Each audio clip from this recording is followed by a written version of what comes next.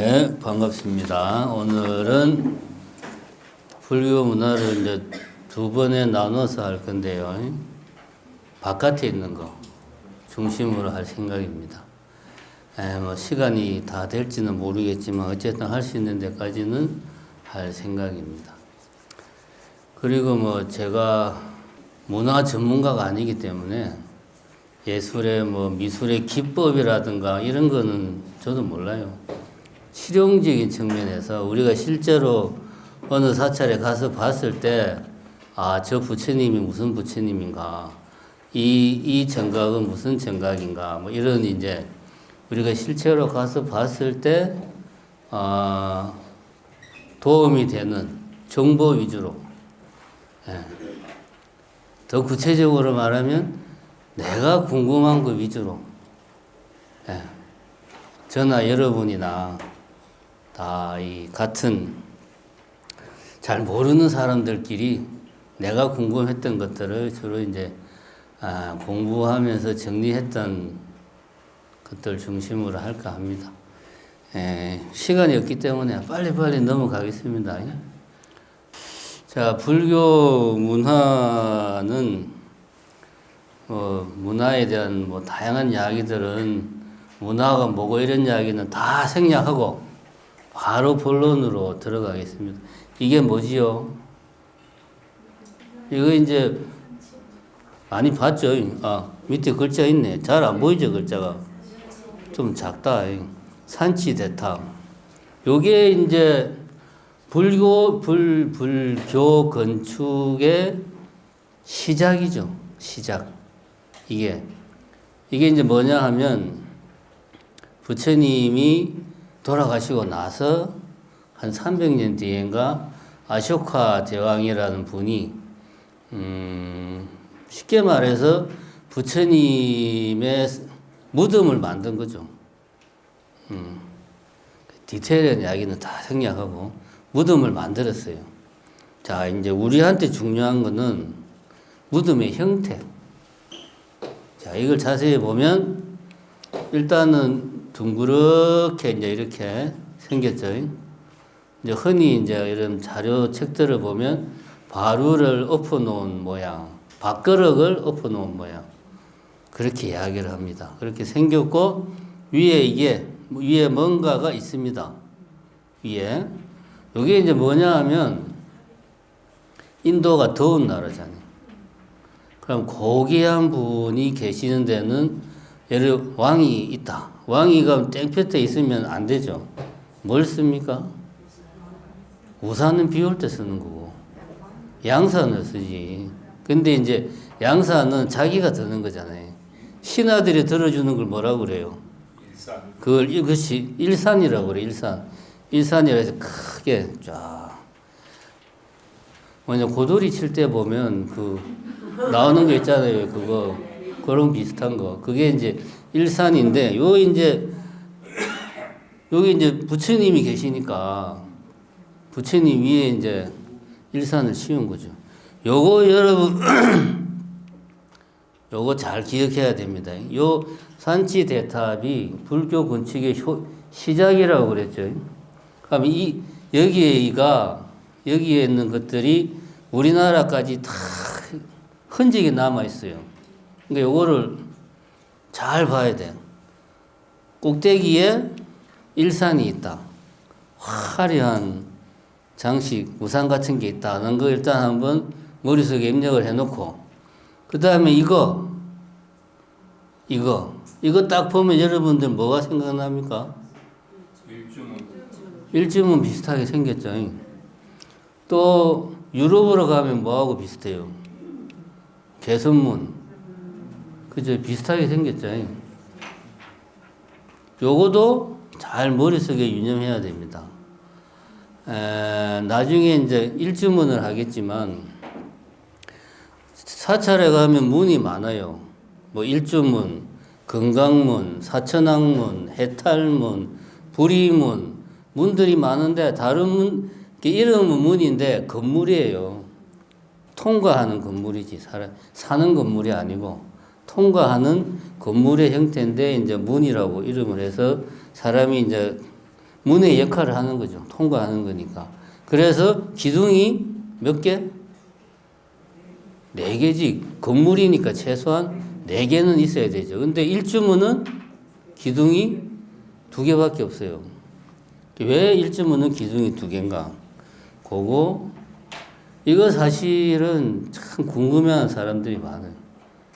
요거 이제 요거를 토라나라고 그래요. 토라나. 이름이 있습니다. 토라나. 일주문이 토라나하고 깊은 관련이 있습니다. 유교 쪽으로 가면 뭐하고 비슷하게 생겼어요? 홍살문하고 비슷하게. 거의 똑같죠. 재질만 다르고. 홍살문은 나무고, 이거는 돌이고. 자, 이 산치대탑이 불교 건물의 시작입니다. 불교 건물의 시작은 부처님의 무덤이다. 쉽게 말해서 무덤이다. 그리고 인도의 문화 속에서 인도라는 환경에서 나온 것이다. 이런 일산 같은 경우 그런 거 대표적인 거죠. 여기 이제 나중에는 이제 탑으로 가면 이거를 일산이라고 안 하고 이제 상륜부라고 말하는데 그 다음에 또 하나 봐야 될 게 요 둘레를 이렇게 통로를 이렇게 쫙 들어가서 돌 수 있게 만들어 놨어요. 들어가서 경전을 보면 이제 사람들이 부처님을 칭견하면 우효삼잡하고 뭐 이제 고두례하고 합장 공경하고 어쩌고 저쩌고 이야기가 나옵니다. 오른쪽으로 3번 돌고 공경하게 예를 표했다. 그런 말이 나오거든요. 여기도 보면 오른쪽으로 이렇게 돌 수 있도록 이렇게 이제 통로를 만들어 놨죠. 바깥에 이제 담을 이렇게 딱 쌓아가지고 안에서 이 부처님의 무덤을 돌 수 있도록 만들어 놨습니다. 이 우효삼잡, 오른쪽으로 부처님을 3번 도는 거는 부처님 당시부터 있던 거예요. 그래서 우리가 탑돌이를 할 때 어느 쪽으로 도느냐 하면 오른쪽으로 도는 거지. 왼쪽으로 도는 거 아니에요. 몇 번 도느냐? 3번 도는 거예요. 많이 돈다고 좋은 게 아닙니다. 탑돌이가 사실은 부처님 때부터 있던 거다. 굳이 말하자 아니지. 부처님 때부터는 아니지. 돌아가신 인도에서부터 있던 거다. 요거를 뭐라고 그러죠? 이름을 인도 말로 이걸 이제 스투파라고 그래. 스투파. 인도 말로 스투파. 이게 이제 중국어로 넘어오면 앞에 스자는 발음이 잘 안 들려. 생략이 돼. 투파. 그걸 이제 한문으로 쓰다 보니까 타파라고 썼어요. 타파. 2글자잖아요. 그 뒤에 거 떼버렸어. 그러니까 뭐가 됩니까? 그래서 스투파가 탑이에요. 간단하죠. 스투파가 탑입니다. 그 다음에 여기 이제 탑의 원형이다. 요거는 이제 인도의 스투파가 중국으로 갔어요. 그러면 인도의 스투파가 중국으로 순간이동해서 인도에 있던 스투파가 중국의 베이징이나 남경이나 그런 데로 뿅 순간이동하지 않았겠죠. 오랜 시간에 걸쳐서 서서히 전파가 됐겠죠. 그 사이에 뭐가 있습니까? 고비 사막, 아클라타칸 사막, 이런 이제 사막 실크로드 환경이 척박하잖아요. 그러면 스투파를 만드는데 아까 같은 이런 돌로 막 정교하게 새기고 그렇게 하는 게 힘들겠죠. 그래서 사막이 많은 중국 서쪽, 도낭 이쪽 서쪽에서 탑을 만들 때 어쩔 수 없이 인도도 마찬가지고 이게 이제 보면 지금은 자세히 보면 그렇지는 않지만 벽돌을 쌓아가지고 이게 흙을 벽돌을 만들어서 그거를 쌓아서 스투파를 만든 거죠. 그게 한문으로 하면 전탑, 벽돌 전자를 써서 이게 이제 중국에서 가장 오래된 전탑이랍니다. 전탑이라고 하는데 자세히 보면 이게 진짜 전탑인가 싶기도 하고 뭐 하여튼 제일 오래된 거랍니다. 자, 그럼 우리 이제 첫 번째, 탑에는 전탑이라는 게 있구나. 탑의 종류가 여러 가지 있는데, 그 다음에 이제 보면 전탑 이야기 있죠. 전탑. 요 자세히 보면은, 자세히 보시면 다 벽돌로 쌓았죠. 그죠? 요게 전형적인 전탑입니다. 여기는 우리나라. 안동에 가면. 요 뒤에 있는 집이 그 탤런트 이서진 있잖아요. 이서진 집안이에요. 요 집안이. 안동에서 엄청 뼈대 있는 가문인데 고택이거든요. 요 집도 무슨 보물이에요. 뒤에. 요거는 국보고 요게 이제 전탑이 중국에서 우리나라로 이제 탑이 전래가 됐겠죠. 그럼 이제 처음에 들어올 때는 예를 들면 전탑이라는 게 들어와서 처음 들어오자마자 우리나라 스타일로 바꾸진 않았겠죠. 처음 들어와서는 들어온 양식 그대로 대부분 만들었겠죠. 그게 이제 전탑입니다. 이게 전형적인 전탑의 양식. 여기 보면 막 시멘트로 이렇게 떼운 자국 보이죠? 누가 이랬을까요? 이런 건 다 일본 애들이 이렇게 한 거예요. 근데 그게 일본 애들이 무식해서 그런 게 아니고 일제시대까지만 해도 콘크리트는 엄청 튼튼한 거라고 생각을 했기 때문에 이렇게 이제 나름대로 튼튼하게 한다고 한 거예요. 요게 이제 전탑의 전형적인 양식이고 벽돌을 쌓아서 만드는데 우리가 잘 봐야 될 거 나중에 이제 우리나라의 석탑하고 비교를 해서 잘 봐야 될 게 요 옥대석 부분. 요 부분이 어떻게 생겼나 지금 머릿속에 잘 기억을 해 놓으십시오. 입력을 잘 해 놓으세요. 머릿속에. 보면 이제 목탑은 중국에도 있었고 우리나라도 있고 일본에도 있습니다. 왜냐하면 결국 이제 탑이 인도에서 들어와 가지고 처음에는 전탑의 양식으로 만들었는데 중국 애들이 보니까 어쨌든 자기들이 평소에 접하는 건축, 집의 모양과 비슷하게 만들다 보니까 뭐 나무로 이렇게 탑을 만들었죠. 어떻게 보면 좀 뭐 누각 비슷하기도 하고 이런 양식으로 탑을 만들기도 했어요. 그런 양식이 우리나라에도 넘어왔죠. 그런데 제가 요거는 우리가 기억하는 우리나라의 대표적인 목탑은 경주 신라에 있었던 황룡사 몇 층석 탑? 9층석 탑. 그 실제로 경주에 가면 있습니다. 복원한 게 무슨 뭐 건설회사 사장이 엄청나게 이제 투자를 해가지고 자기가 황룡사 9층 목탑을 지었어요. 지었는데 우리가 이제 요번 주 일요일 날 쌍봉사를 갈 거니까 요거는 이제 쌍봉사 대웅전입니다. 쌍봉사 대웅전인데 생긴 양식은 목탑이에요. 목탑. 자세히 보면 우리가 이제 흔히 주변에서 보는 한옥을 탑의 모양으로 쌓은 거죠. 한옥을 탑의 모양으로. 근데 이런 우리나라에는 목탑이 거의 없습니다. 상봉사 대웅전이 있고 또 여러분들이 기억하기에 혹시 이런 비슷하게 생긴 게 우리나라에 또 어디에 있을까요? 이거보다 큰 게 있는데 실제로. 법주사 팔상전. 그렇지. 법주사 팔상전. 큰 거. 그거 목탑입니다. 이름을 팔상전이라고 해서 건물이라고 생각하지만 양식은 목탑이에요. 그런데 법주사 팔상전은 크기 때문에 밑에서부터 넓은 공간을 차지해서 올라가는 이런 양식이고 또 쌍봉사 대웅전은 보면은 밑에서부터 좀 작죠.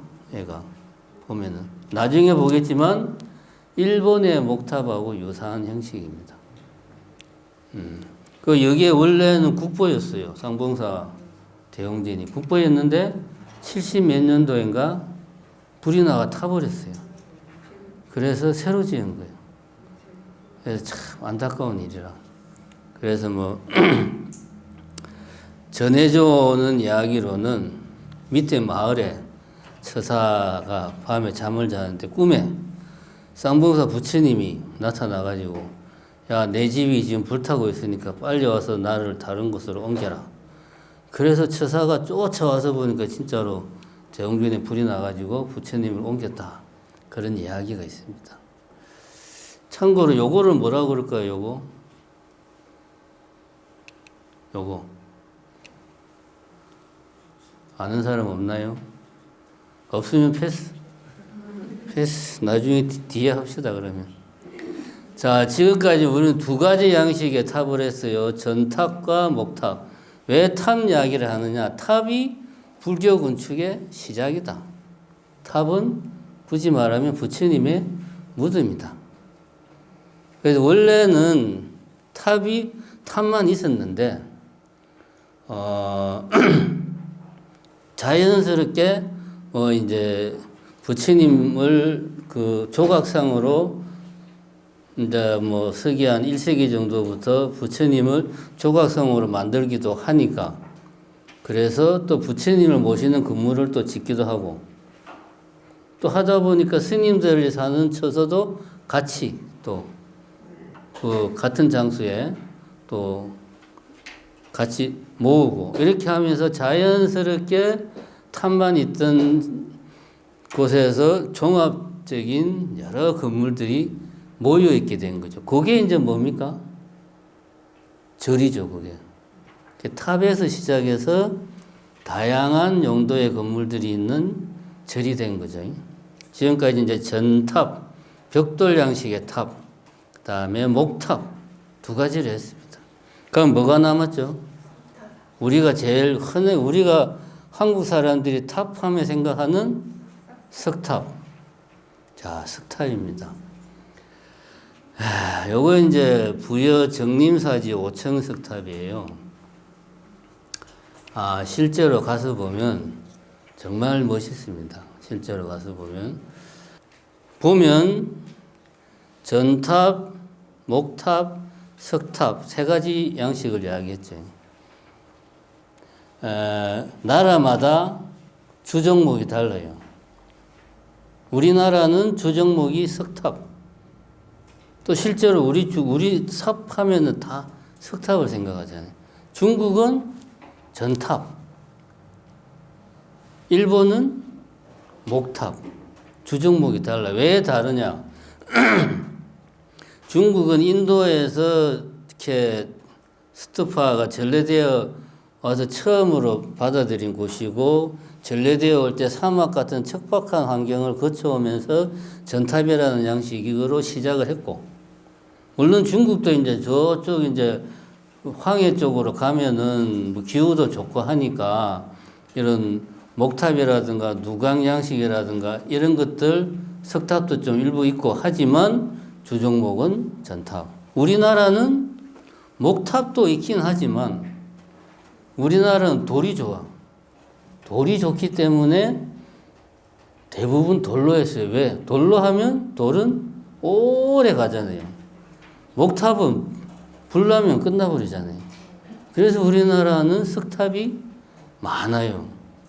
또 석탑이 기술도 엄청나게 발전했고 일본은 석탑은 진짜 별 볼 일 없는데 목탑은 정말 어마어마하게 잘 만들고 멋있어요. 왜냐하면 우리나라는 일본이나 70% 이상이 국토의 70%가 산이다. 그런데 이게 같은 산이 아니요. 일본은 3,000m 넘는 산이 열 몇 개가 돼요. 이게 산이 그냥 산이 아니고 우리는 뭐 뒷동산까지 다 합쳐서 70%인데 일본은 그 70%의 산이 다 보면 어마어마한 산들이에요. 보면 거기에 있는 나무, 삼나무 이런 것들이 어마어마하게 나무들이 많은 거예요. 그러니까 일본 애들은 나무가 많고 나무가 좋고 빨리 자라니까 나무로 뭘 많이 했어요. 그래서 목탑이 많아요.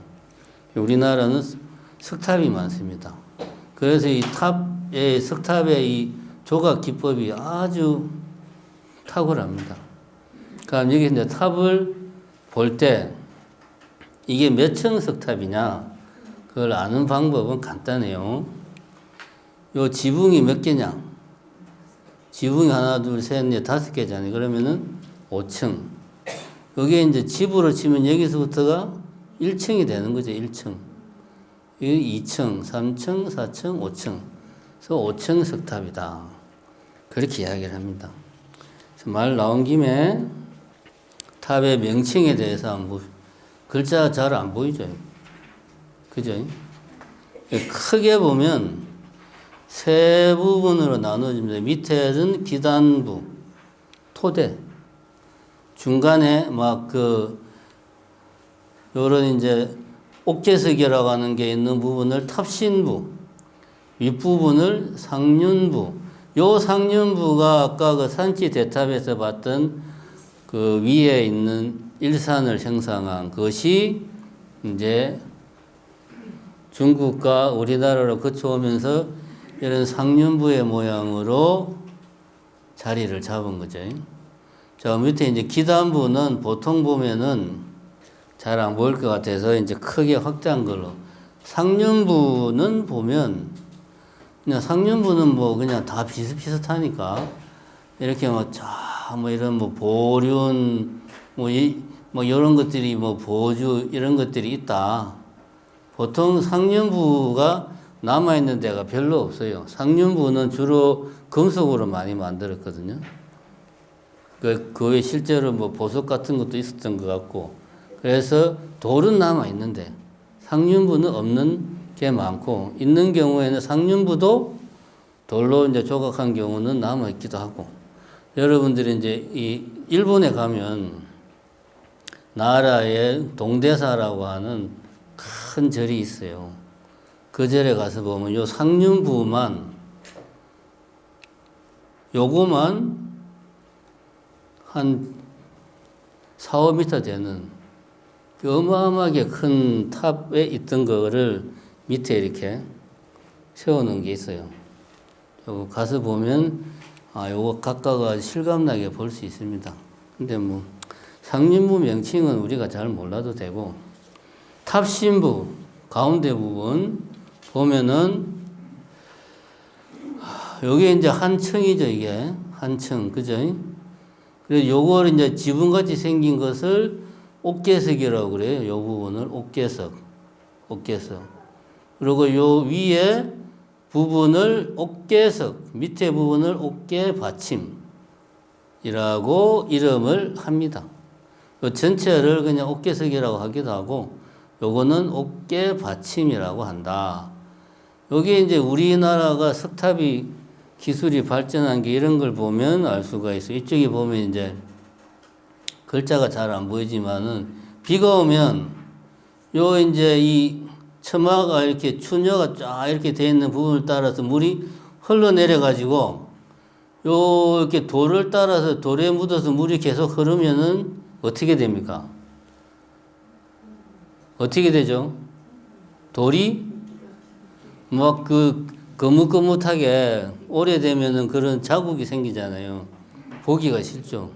이끼가 끼는 건 오래되면은 그거는 뭐 끼는 건데, 물에 계속 노출돼 가지고 물이 흐르는 게 계속 이런데 계속 흘러내리면 여기 이제 이렇게 그런 어떤 뭐라고 해야 되나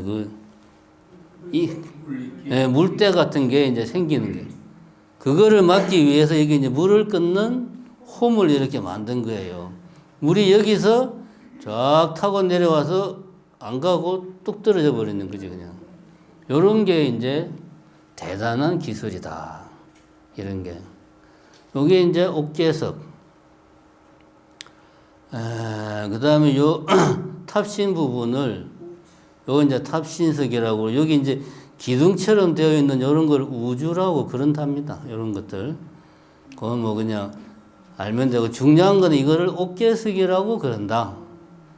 지붕 기와를 보고 뭐 저 탑 기와가 몇 개냐 이렇게 말하면은 무식한 사람이고, 옥계석이 참 아름답구나 이렇게 말하면은 교양 있는 사람이고 그런 차이가 있는 거지.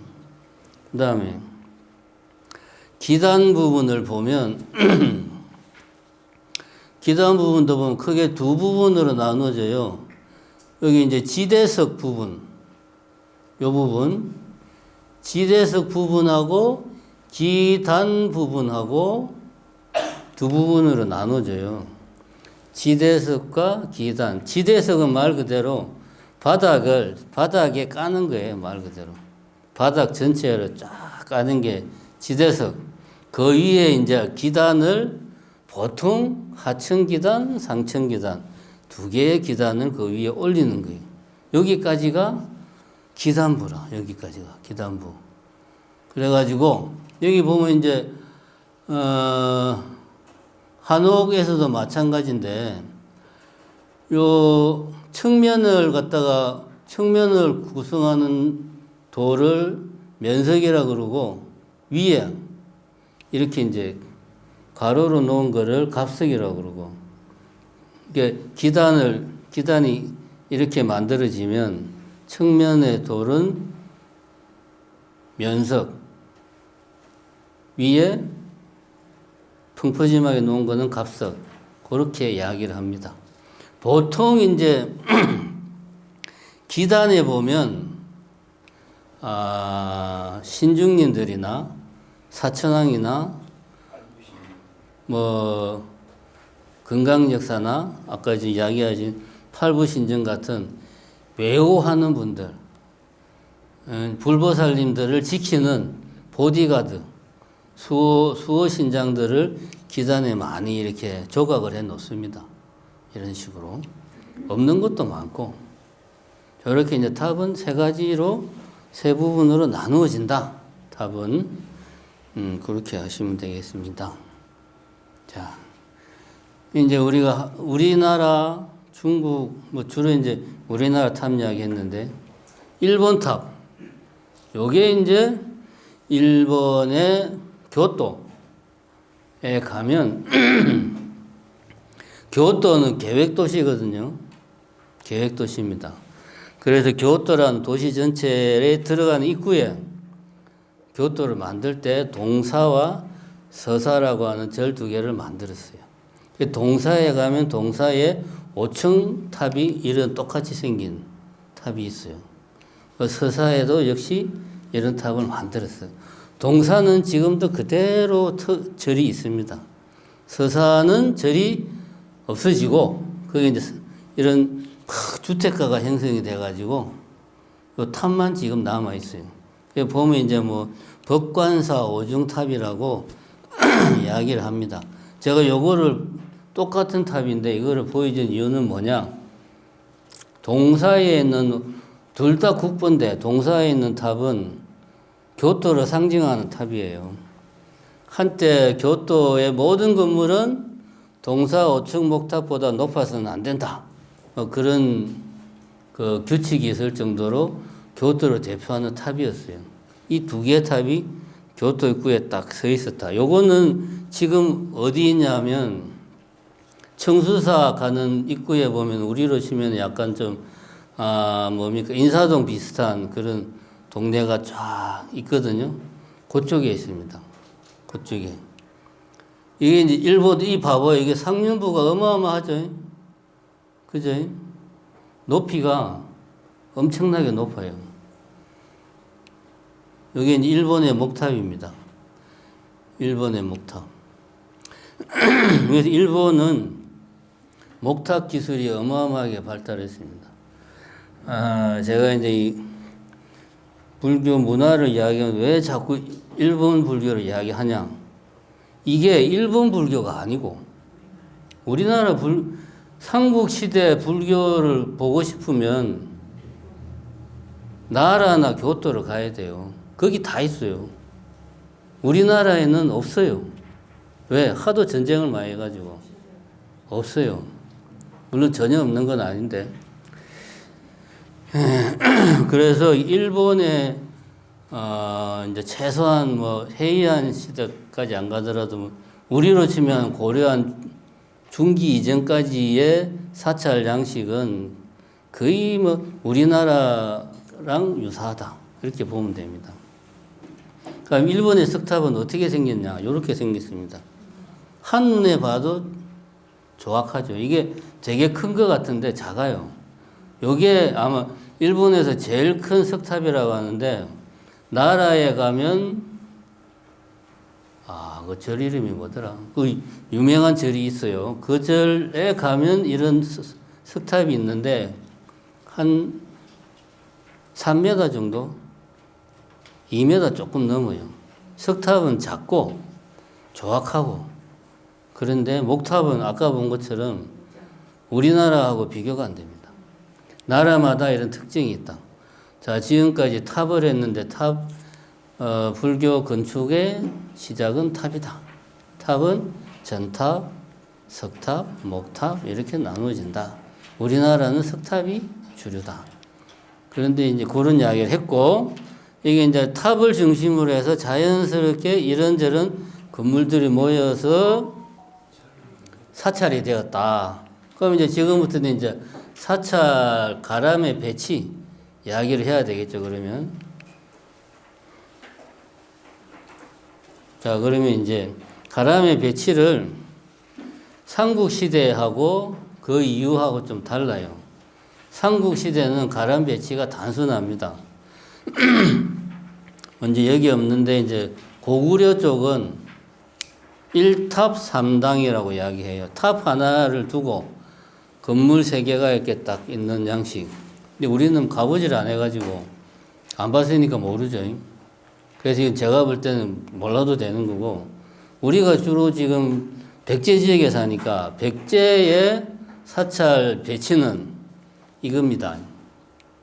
1탑 1금당. 금당이라고 하는 것은 금색 옷을 입은 부처님을 모신 건물. 그게 금당이에요.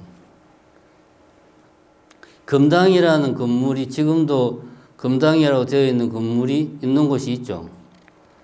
저기 경남 하동 쌍계사에 가면 정각 이름이 금당이라는 데가 있어요. 이제 삼국시대까지는 대웅전이라고 안 하고 금당이라고 많이 이름을 했어요. 자, 백제시대는 1탑 1금당.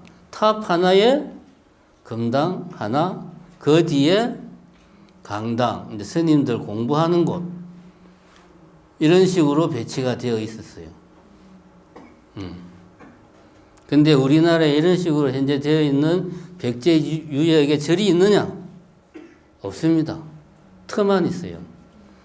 요거는 이제 처음 71년도에는 이렇게 그림을 구상을 했는데 발굴을 계속 해보니까 이런 모양인 것 같다. 뭐 기본 뼈대는 똑같죠. 1탑 1금당. 요게 백제 시대의 가람 배치의 기본이다. 요거를 이제 임정을 해놓고,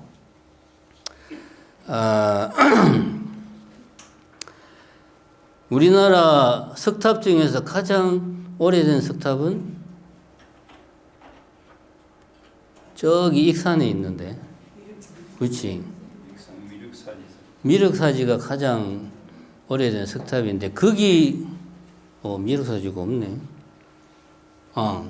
미륵사지 터가 이렇게 생겼습니다. 뭐가 되게 많죠.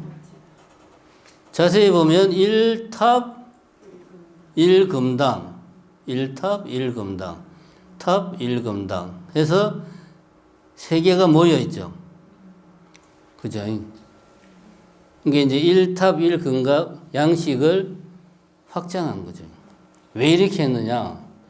이 절 이름이 미륵사잖아요. 미륵사. 미륵사지니까 미륵사라는 절이 있던 곳. 미륵사지. 미륵사면은 모시는 부처님이 누굴까요? 미륵 부처님이겠죠. 미륵 부처님은 과거 부처님이에요? 현재 부처님이에요? 미래 부처님이죠. 미륵 부처님이 등장하는 세계는 용화 세계라고 그래요. 서가모니 부처님이 등장하는 세계는 지금 우리가 살고 있는 사바 세계. 미륵 부처님은, 그러니까 서가모니 부처님은 사바 세계에 오셔가지고 40몇 년 동안 쉬지도 않고 설법을 하셨는데 미륵 부처님이 보니까 전 너무 비효율적이야. 나는 딱 3번만 할 거야. 3번만 해서 모든 중생들을 다 제도시킬 거야. 이게 용화삼회라고 그래요. 그래서 이렇게 3세트가 있는 거예요. 이게 특이한 양식이 아니고 그런 나름대로의 베이스가 있는 겁니다. 그렇게 이해하시면 되고 지금 우리가 알고 있는 미륵사지는 요거 탑은 요겁니다. 익산 미륵사지 5층 몇 층이니? 7층인가 5층인가 요렇게 한쪽이 무너진 거 있잖아요. 그게 요거고 이쪽에 있는 거는 복원한 거고 가운데 원래 여기 가운데가 큰 탑이 있었는데 목탑이 큰 요게 사실은 가운데가 메인이겠죠. 근데 목탑이라서 흔적도 없이 사라진 거죠. 이런 익산 미륵사지 탑은 한번 가봐야 됩니다. 실제로 이 미륵사지 탑을 한번 봐야 돼. 이게 또 박물관 가면 여기서 나온 국보급 보물들이 많아요. 꼭 한번 가서 봐야 됩니다. 우리는 재작년인가 갔었기 때문에 또 가기는 그렇고 요 앞에 보면 이게 뭐냐 하면 여기 보면 능사라고 되어 있죠. 능사 5층 목탑.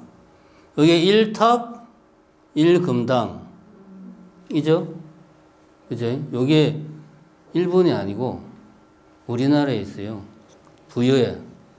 부여에 백제문화단지라고 롯데에서 지은 그 문화단지가 있는데 그 궁궐을 복원한 게 크게 있고 궁궐은 뭐 저는 별로 관심이 없고 그 옆에 보면 능사라는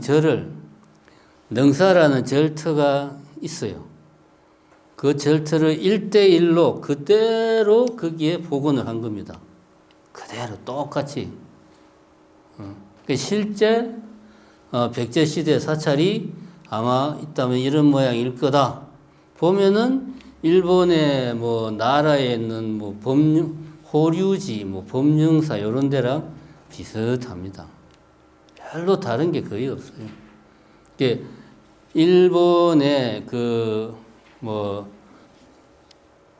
아스카 시대 뭐 최소한 뭐 이름은 기억이 잘 안 나는데 우리로 치면 삼국시대 고려 초기까지는 우리나라 불교 양식하고 똑같아요. 그냥 그게 이제 고려 중기에 일본의 이제 귀족 문화가 막 발달하면서 그때부터 좀 달라집니다.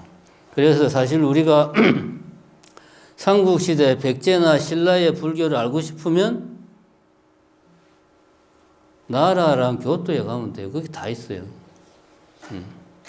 자, 요 능사는 그래서 롯데그룹에서 이거 돈을 어마어마하게 들여가지고 복원한 겁니다. 가서 보면은 정말 제대로 신경 써서 나무 다 써서 만들었고 여기는 안 보이는데 요 위에 꼭대기 탑 상륜부 여기에 금만 17톤을 썼다고 뭐 그럽니다. 믿거나 말거나. 자, 그러면 이제 우리가 삼국시대의 사찰 가람 배치는 1탑 1금당. 이건 백제시도고. 신라시대는 불국사는 탑이 몇 개입니까? 불국사의 탑이 몇 개예요? 탑 2개잖아. 석가탑, 다보탑. 그 뒤에 대웅전. 2탑 1금당. 그게 이제 신라시대에 정해진 장식은 아닌데 신라는 백제하고 좀 다르다. 백제는 1탑 1금강은 확실하고 신라는 좀 다르다. 여러분들 나중에 이제 보림사를 가면 탑이 2개가 있어요. 보림사. 보림사가 구산선문을 최초로 시작한 데거든요.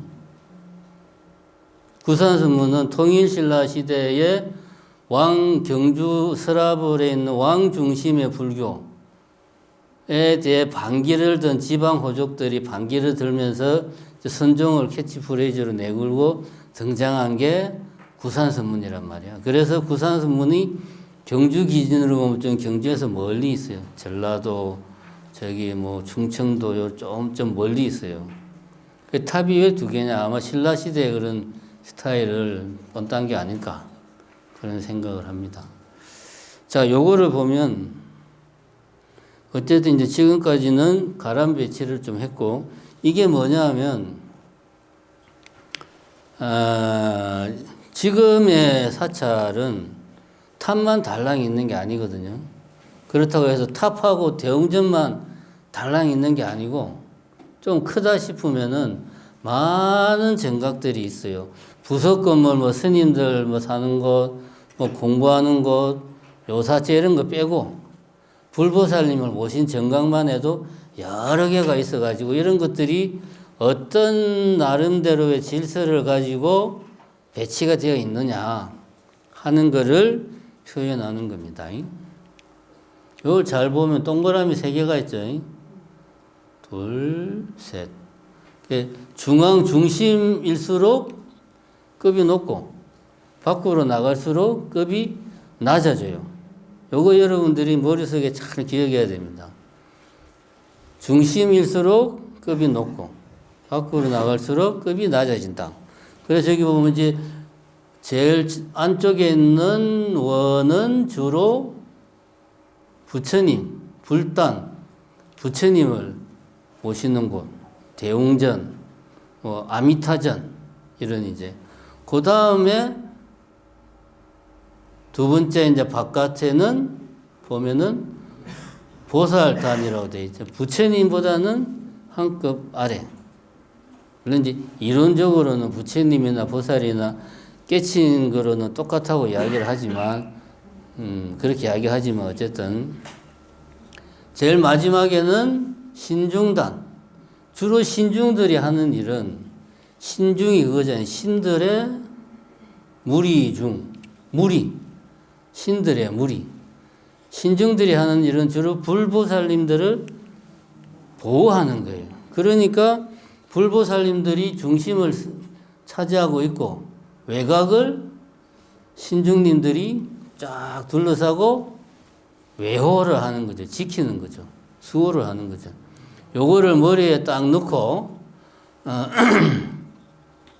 그래서 이제 이 보통 이제 절을 들어갈 때 이렇게 이제 들어간다고 치면 여기 이제 주 이렇게 딱 주축이죠. 이게 들어간다고 치면 제일 먼저 이제 뭐 일주문이 나오고 그 다음에 뭐 금강문 있는 데도 있고 없는 데도 있고 그 다음에 사천왕문 여기 이제 보면 사천왕은 신중이니까 수호하는 분이니까 이제 외곽에 이렇게 있죠. 그 다음에 이제 불의문 또는 해탈문 그렇게 이야기해요. 여기를 지나면 깨달은 분들이 계시는 곳이야. 여기서부터는. 이 말은 뭐다? 신중님들은 깨달은 분들이 아니에요. 뛰어난 분들이긴 한데 이 양반들은 불보살님들을 지키는 분들이에요. 그래서 불의문이 여기 있는 거예요. 불의문은 속세와 이 열반의 세계를 나누는 경계죠. 그럼 이렇게 말하면 그 절에 가면 모든 절에는 불의문이 막 크게 있을 것 같은데 또 그건 또 안 그래요. 불의문 찾기가 참 힘듭니다. 해탈문이라고도 하는데 그래서 보통 이제 누각을 지나면 넓은 마당이 나오고 대웅전이 있죠. 누각은 보통 보면 우리가 들어갈 때 누각을 여러분들이 생각하면 누각은 크고 밑으로 이렇게 들어간단 말이에요. 그럼 누각을 딱 지나면 바로 계단이 있어요. 그러면 계단을 올라가기 전까지는 앞에 뭐가 있는지 안 보여. 안 보여. 계단을 올라가야 갑자기 대웅전 앞마당이 나오고 대웅전이 나오고 쫙 펼쳐지는 거예요. 이 말은 뭐냐 하면 이 누각을 들어갈 때 요즘은 불사를 이제 돈이 많으니까 누각을 크게 짓는데 옛날에는 크게 못 지어가지고 누각을 들어갈 때 몸을 숙이고 들어갔단 말이에요. 숙이고 들어가서 계단으로 올라가야지만이 대웅전 앞마당이 나오거든. 겸손한 마음으로 네가 부처님을 칭견을 해라. 그래서 누각 밑으로 들어가는 거예요. 누각을 지나면 이제 대웅전이 나오는 건데, 여기 이제 보면 여기가 이제 제일 중요한 자리니까 요 안으로는 이제 뭐 대웅전, 아미타전 이런 분들이 있겠죠. 그 외곽으로는 이제 보살님들 수준으로 외곽으로 있을 거고, 바깥으로는 뭐 신중년들이 있을 거고, 대충 이렇게 배치를 하고 있는데 꼭 이런 건 아닙니다. 대충 이렇다는 거죠. 그러면은 실제로 해인사의 배치를 한번 살펴보자. 해인사는 유명한 절이니까 제가 송광사를 하고 싶었는데, 제가 송광사 스님, 송광사는 너무 복잡해가지고 그냥 송광사는 자체가 하나의 마을이에요, 그냥. 그래서 이건 뭐 내가 봐도 도대체가 구분이 안 돼. 그래서 해인사로 바꿨습니다. 자, 보면 일주문 있죠? 들어가서 여기가 대충 뭐 사천왕문 내지는 뭐 건강문 그런 것들이 있는 자리가 되겠죠. 근데 여기는 봉황문이라고 있습니다. 왜 봉황문인지는 저도 잘 모르겠네요. 여기 해탈문이 있으니까 여기를 지나면 이제는 껴친 세계다, 뭐 그런 느낌이겠죠. 여기 이제 보면, 자, 대웅전이 어디 있어요? 대웅전. 안 보입니까? 에? 이거는 대적광전인데. 대웅전 어디 있어요? 어디? 이거? 정중탑인데. 이거? 응진전, 관음전. 대웅전이 없네. 아, 해인사에는 대웅전이 없네요. 해인사에 왜 대웅전이 없을까요?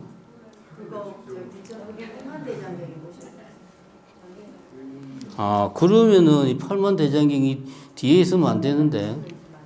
그죠? 자, 우리가 여기서 하나의 편견을 버려야 됩니다.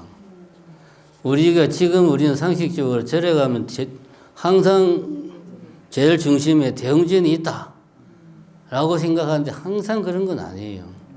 주부를 서가모니 부처님을 모시면 서가모니 부처님이 계시는 정각이 대웅전인데, 대웅전이 이제 그 사찰의 중심에 있는데, 우리 절에서 모시는 부처님은 서가모니 부처님이 아니야. 예를 들면 해인사 같은 경우는 화엄사상을 표방을 한단 말이에요. 화엄사상에서는 뭘 강조합니까? 비로자나불, 뭐 그런 걸 강조하잖아요. 화엄사상은 비로자나불을 이제 모시니까. 그래서 여기서는 대적광전이 메인이에요. 비로자나 부처님이 계신 곳이 대적광전이니까. 뭐 대광명전, 대적광전. 해인사에는 대웅전이 없어요. 의외로 이런 데가 좀 있습니다. 주부를 어느 부처님을 모시냐에 따라서 대웅전이 없을 수도 있다. 여기 이제 자세히 보면은 외곽으로 보면 이런 이제 뭐 독성각, 자기 혼자 지 혼자 깨우친 양반, 뭐 하여튼 좀 중요도가 떨어지는 것들은 외곽으로 빠져 있는 걸로 보면 됩니다. 이걸 중심으로 해가지고 관음전 있고 대비로전 있고, 그렇습니다. 명부전은 지장전이죠. 그러니까 이게 꼭 아까 말한 그런 식으로 일치하는 건 아닌데, 대략 중요하고 급이 높은 신분일수록 가운데 있고, 급이 조금 떨어진 보살급은 그 다음, 신중들은 외곽으로 이렇게 이제 배치가 되는 경향이 있다. 예를 들면 산신각은 제일 외곽에 있죠. 뭐 칠성각 이런 것들, 삼성각 이런 것들 다 외곽에 있습니다. 자, 그렇게 배치를 이해를 하시고, 우리가 착각하는 게 대웅전이 있고 뭐 관음전은 왼쪽, 지장전은 오른쪽, 이거가 법칙이 아니에요. 그런 데도 있고 안 그런 데도 있고 꼭 그런 게 아니고 아까 제가 이야기했듯이 중요도에 따라서 서열이 그렇게 그냥 매겨져 있다. 그 정도만 이해를 하면 됩니다. 그 정도만. 자, 그 다음에 요것만 하고 좀 쉽시다. 요게 뭘까요? 요게 뭘까요? 정각에 건물의 이름을 붙일 때, 건물의 이름을 붙일 때, 한옥 건물 이름을 붙일 때 그 서열이요, 서열. 자, 여러분 따라 해보세요. 전당합각 재헌우정. 이거는 외우고 있으면 좋아요. 전당합각 재헌우정. 외우면 좋아. 그러니까 예를 들면 우리가 대웅전이라고 그러잖아요. 대웅각이라고 안 그래요. 대웅각이라고 하는 건물 본 적 있습니까? 그렇게 이름을 지으면 큰일 나요. 저는 중요한 건물, 사찰에서는 부처님급 같은 경우는 전을 붙이고, 이제 보통 뭐 보살님들도 전을 많이 붙이죠. 지장전, 뭐 영산전, 이렇게 많이 붙이죠. 그래서 전까지는 사찰에서는 주로 불보살님들을 모신 건물은 전자를 붙입니다. 대웅전, 지장전, 뭐 지장당, 뭐 그런 말 들어본 적 없잖아요. 그죠? 그런 말 들어본 적 없죠. 나한당, 그런 말 들어본 적 없죠. 그래서 이렇게 전이라고 이름을 붙이는 겁니다. 그 다음에 전보다는 급이 좀 낮은 게 이제 당. 예를 들면 조사전이라고 하는 데도 있고, 통도사 저런 데 가면 해인사다 뭐 조사전일 건데, 조사전이 좀 건물이 크거나 뭐 여러 분을 모셨거나 그러면은 조사전으로 하는 경향이 있고, 좀 작거나 한두 분 있으면 뭐라고 그러죠? 조사급을 한 급 낮춰서 당, 조사당이라고 그러죠. 조사당. 그죠? 조사당 급을 좀 낮춰가지고. 여기까지가 이제 주로 불보살님들이나 그에 상응하는 조사스님들까지는 전, 당을 씁니다. 합은 절에서 합자 쓰는 데는 없어요. 저도 합은 언제 쓰는지 모릅니다. 각은 예를 들면 송강사 그 일주문 지나가지고 사층남문 가기 전에 있는 게 우화각, 그런 말 쓰죠. 각. 그러니까 이제 불보살님을 모신 건 아닌데 좀 중요한 건물은 각이라고 이름을 붙입니다. 여기까지는 주로 공식적인 건물에 많이 쓰는 거고, 전당합각까지는 공식적인 이름 많이 쓰고, 제는 사찰에 제라고 이름 붙인 건물을 뭐 예를 들면 해인사라든가 이런 데 보면 별로 없어요. 제는 개인이 기거하는 공간. 주로 이제 제는 보통 보면 이제 뭐 스님이 편하게 그냥 절 말고 편하게 시골에서 토굴처럼 혼자 편하게 쉬는 공간을 자기가 이제 이름을 붙일 때 뭐 시무제, 뭐 고반제 이렇게 이름을 붙이죠. 개인이 생활하는 공간, 사적인 공간. 좀 큰 절에 그런 경내 안에는 제라는 이름이 붙은 공간이 있기가 쉽지가 않죠. 제. 그 다음에 근데 헌은 좀 다릅니다. 헌. 우리가 건물 이름에 헌자가 들어가는 거 떠오르는 것 중에 하나가 뭐냐? 오죽헌.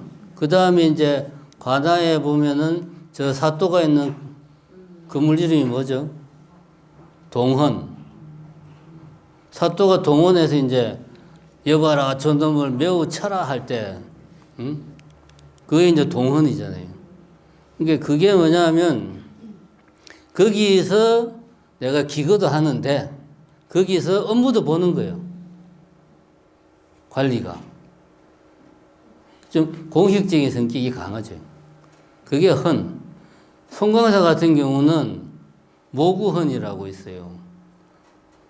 주지스님 처소가 모구헌이에요. 그러니까 주지스님이 거기에 숙식을 거기서 주무시는데 손님도 거기서 맞이하고 공식적인 업무 비슷한 것도 거기서 이제 보는 거죠. 그래서 모구헌이라고 그러죠. 모구헌. 그 다음에 루는 뭐 우리가 잘 압니다.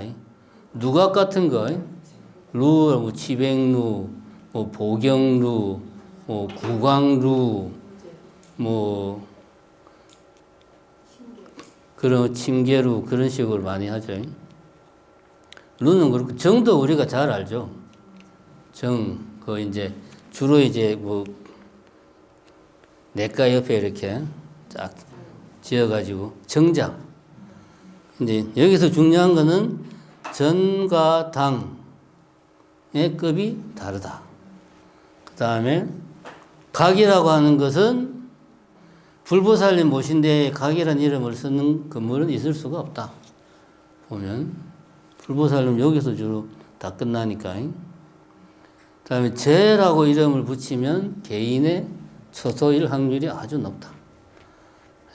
헌은 주로 이제 숙식을 하면서 공식적인 업무도 보는 그런 데를 이제 헌이라고 붙인다. 저거를 이제 우리가 알고 있으면 어떤 건물이 저게 이제 예를 들면은 삼성각이라고 하는 건물도 있고 칠성당이라는 건물도 있고 그래요.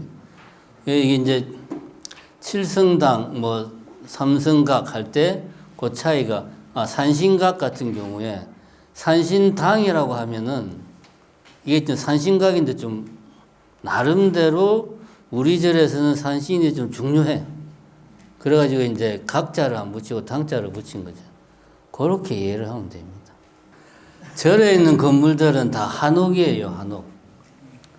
절집 건물이 원래 한옥이 아니고 옛날에 우리나라의 건물의 양식이 한옥이니까 한옥으로 지은 겁니다. 이 말은 다시 말하면 요즘에 절을 지으면 콘크리트 건물을 빌딩으로 짓는 게 정상이죠. 굳이 따지자면. 사실 그게 돈도 훨씬 싸게 먹히고 좋은데 그렇게 지으면 신도들이 올까요? 안 올까요? 안 와요. 그래서 주지스님들이 눈물을 머금고 몇 배나 비싼 한옥으로 비효율적이고 용도도 별로 없고 비싸기만 비싼 한옥으로 절을 짓는 거예요. 그래서 저도 이렇게 알아봐야 별 도움도 안 되는 한옥에 대해서 열심히 이야기하고 있는 겁니다. 근데 이제 우리가 사찰, 답사를 가면 다 우리 옛날에 지었던 한옥이니까 그 한옥 건물이 여러 가지 종류가 있다. 어떻게 나누느냐. 각 부위의 표현이 그렇지만 이름이 어떻게 되느냐. 그 정도는 알고 우리가 봐야 되겠죠. 자, 이제 한옥의 건물의 종류가 지붕이 어떻게 생겼냐.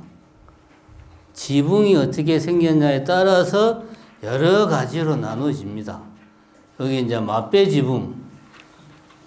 이게 이제 요 양쪽에 이렇게 딱 되고 측면이 이렇게 측면이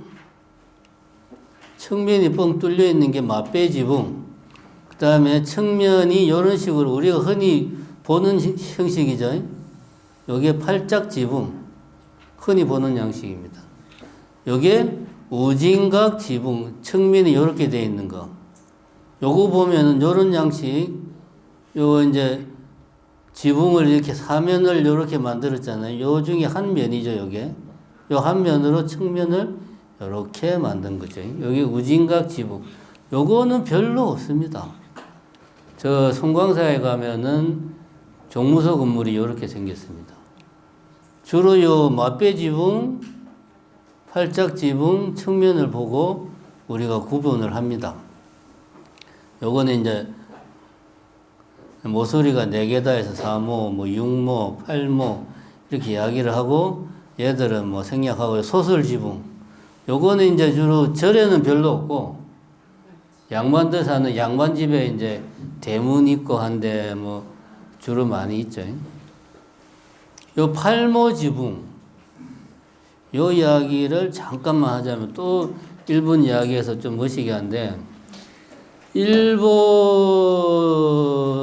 오늘의 일본이 있게 한 시발점이 우리가 일본을 조금 아는 분들 그 양반을 이야기하죠. 쇼도쿠 태자. 그죠? 화하 사상에 샀고 그 쇼도쿠 태자를 모신 데가 나라에 가면 절 이름을 또 까먹었네. 거기 가면은 이 몽전이라고 있어요. 몽자. 거기에 이런 팔모 지붕이에요. 팔각형으로 생긴 건물. 이게 왜 팔각형이냐? 그 아까 우요삼잡 이야기했죠. 오른쪽으로 세 바퀴 돌면서 이제 하고 참배한다고. 그렇게 하기에 가장 어떤 그 경건한 마음을 내기에 좋은 양식이 팔각형이다. 그래서 쇼도쿠 태자를 모신 건물이 몽전이라고 팔각형으로 되어 있어요. 건물도 국보고 그 안에 있는 쇼도쿠 태자 그 조각상도 국보고 우리는 가도 못 봐. 뭐 십몇 년에 한 번, 일본 애들은 주로 그래요. 뭐 33년에 한 번 개방하고 뭐 4년에 한 번 뭐 이틀 개방하고 걔들은 그런 게 있어. 신비주의. 그 이야기는 중요한 게 아니고. 자, 맛배 지붕. 측면이 터진 게 이게 맛배 지붕입니다. 측면에 뻥 뚫렸죠? 이게 맛배 지붕이에요. 이거는 뻥 뚫려 있으면 비가 많이 오면 여기가 이제 비를 맞잖아요. 안 좋으니까 비 맞지 말라고 막았어요. 요것을 풍판이다. 우리가 주로 보는 거는 이쪽을 많이 봤어요. 이쪽을 많이 봤어요. 이쪽을 많이 봤죠. 이런 건물 양식은 오래된 양식. 수덕사 대웅전, 봉정사 극락전. 우리가 이번 주 일요일 날 가는 무이사 극락전. 요 건물이 무이사 극락전이에요. 아, 참고로 4월 13일 날 우리가 가죠. 4월 14일부터 극락전이 보수에 들어간답니다. 그래가지고 13일 날 그 안에 있는 불보살님을 뭐 이혼한다고 그래요. 그래서 내부는 못 보고 바깥만 볼 수 있다. 그러면 앞으로 몇 년 동안 무이사 가도 극락전 못 봐요. 무이사는 요거 보러 가는데 무이사는 우리가 엄청나게 이번에 기회가 좋은 겁니다. 일주일만 늦어서도 무이사 못 갔어요. 자, 요게 맛배 지붕. 이번에 일요일 날 가면 보게 됩니다. 요걸 풍판이라고 그래요. 요게 이제 원래 모양이고 요 단점을 보완한 게 요거죠. 비를 막기 위해서.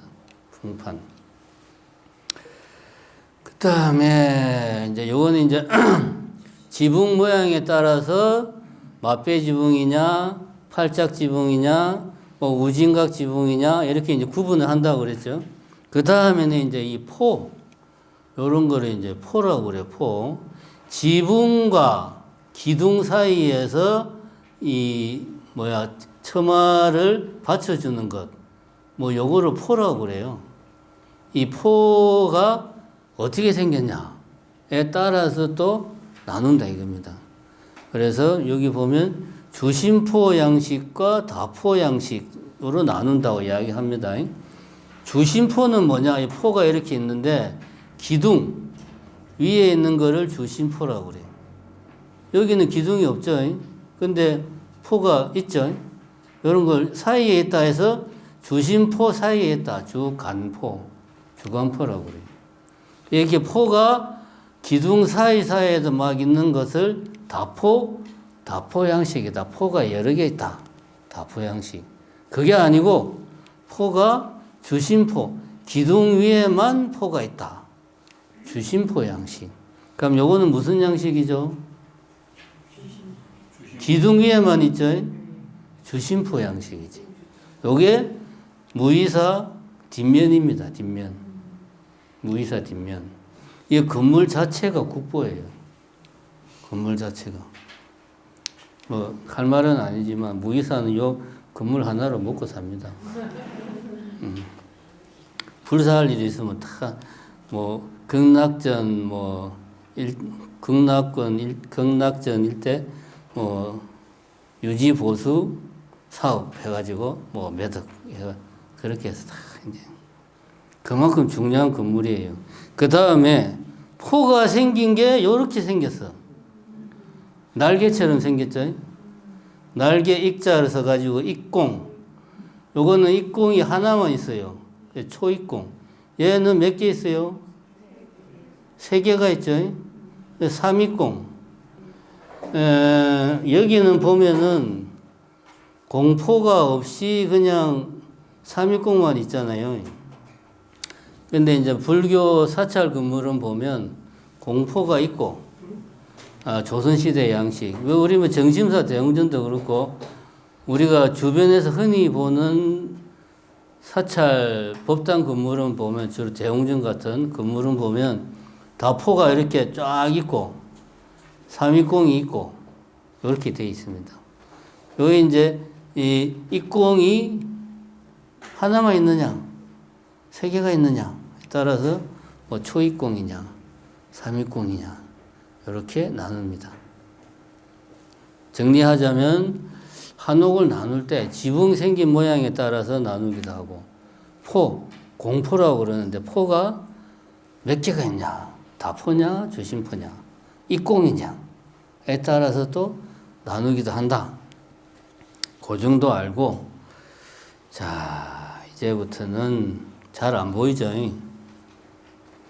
최대한 크게 한다고 했는데, 한옥 내부의 명칭을 좀 간단하게 알고 넘어가자 해서, 요 이제 한옥 뼈대잖아요. 뼈대. 요렇게 돼 있는 게 보입니다. 보. 요거. 요게 대들보.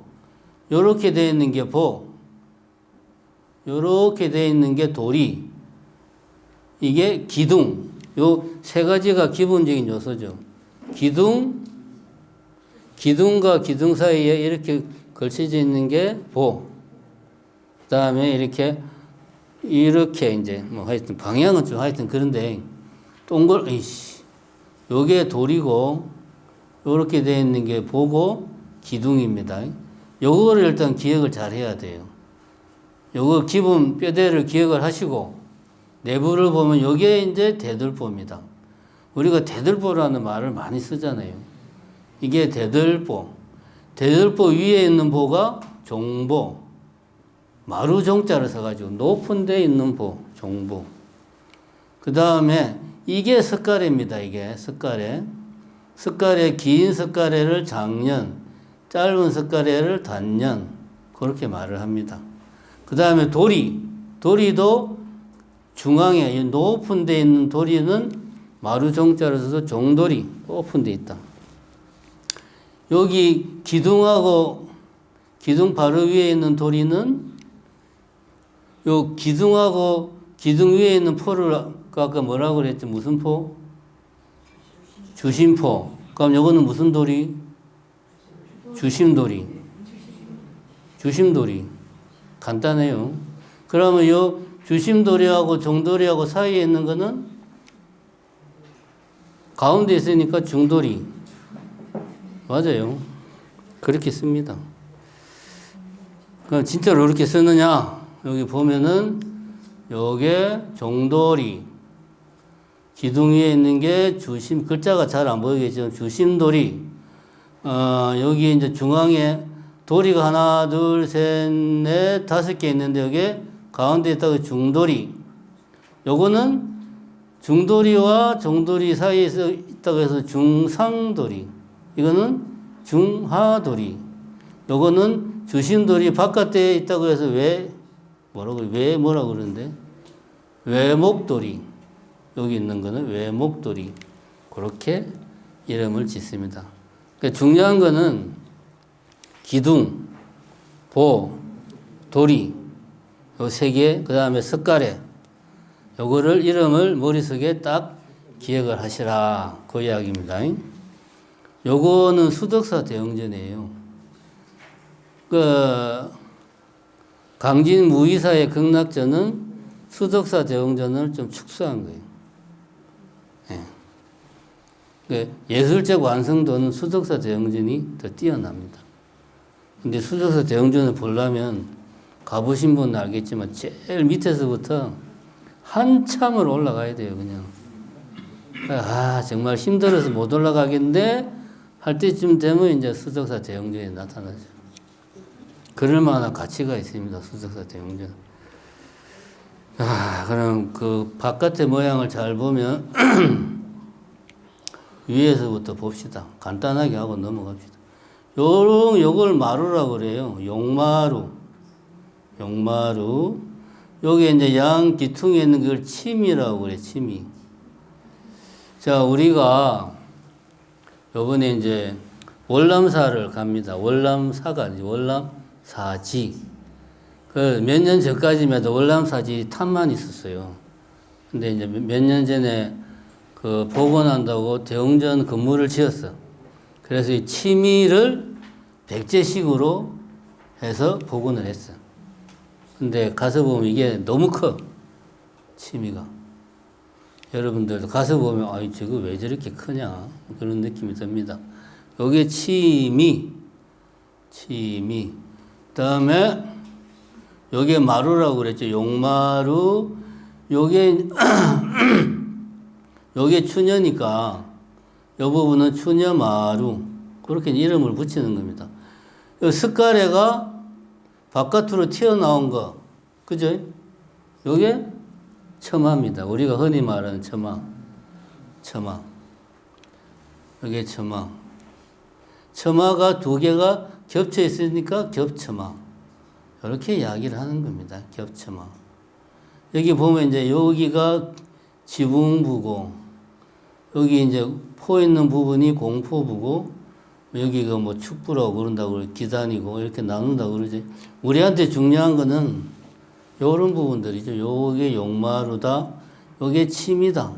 부여박물관에 가면 침이가 엄청나게 큰 침이가 전시되어 있습니다. 사람 키보다 더 큰 침이가. 그럼 실제 건물이 얼마나 컸을지를 우리가 미루어 짐작할 수 있겠죠. 그 다음 요게 이제 주춧돌이죠. 요게 주춧돌. 요거는 우리가 뭐 상식으로 알죠. 기둥이 배가 불러 나온 거를 요런 기둥을 뭐라고 그러죠? 베을린 기둥. 그냥 이렇게 일자로 쭉쭉 빠진 거를 민흘린 기둥이라고 그러죠. 맞죠? 민흘린 기둥. 보통 베을린 기둥을 많이 쓰죠. 뭐 무량수정 베을린 기둥에 기대서서 할 때. 요게 베을림 나온 부분이 위아래 정중앙이 아니에요. 사실은 약간 밑입니다. 그래서 그게 시각적으로 안정감을 줘요. 이런 거는 이제 엄청난 경험에서 나온 노하우겠죠. 이런 명칭들 잘 기억하시고, 그 다음에, 자, 이제, 나중에 월남사지가 그걸 생각해서 침이 요거 잘 기억하십시오. 그 다음에, 다시 이제 보면은 요 부분. 자, 요게 이제 추녀고, 우리가 추녀 끝에 매달린 풍경 소리에 뭐 어쩌고저쩌고 할 때 요게 추녀입니다. 위에가 사례고, 요게 이제 겹처마죠. 석가래가 이렇게 밖으로 나와 있는 거를 처마라고 그러고, 여기서 중요한 게 뭐냐. 부연이라고 있죠. 부연. 이게 며느리 부자를 쓴 거예요.